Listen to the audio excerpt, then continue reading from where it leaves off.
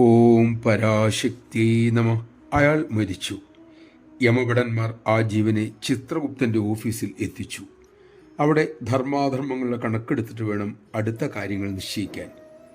ചിത്രഗുപ്തന്റെ കാര്യാലയത്തിൽ അയാൾ 3 ക്ലോക്കുകൾ കണ്ടു.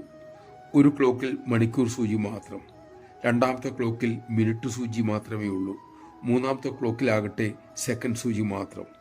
കൗതുകം മൂലം അയാൾ ചിത്രഗുപ്തനോട് വിനയത്തോടെ ഇതെന്ത് തരം ക്ലോക്കാണെന്ന് തിരക്കി. ചിത്രഗുപ്തൻ പറഞ്ഞു, ആ 3 ക്ലോക്കുകളും മനുഷ്യർ ഓരോ യുഗത്തിൽ ചെയ്യുന്ന പാപത്തെ കാണിക്കുന്നതാണ്.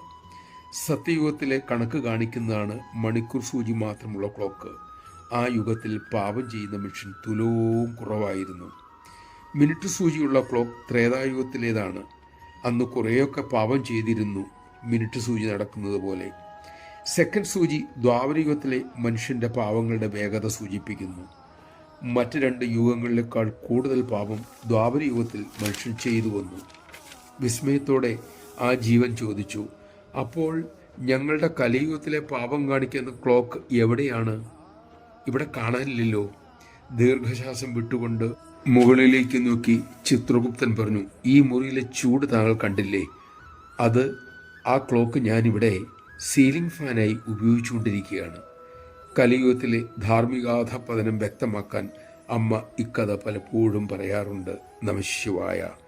ഇരുണ്ട കലിയുഗത്തിൽ വെളിച്ചം പകരാനായി അമ്മ അവതരിച്ചിരിക്കുന്നു. അമ്മ നീട്ടിയ ദീപത്തിൽ നിന്നും നമുക്ക് തിരികൾ കൊളുത്തി കലിയുഗത്തിലെ ഇരുട്ടകറ്റാൻ ശ്രമിക്കാം.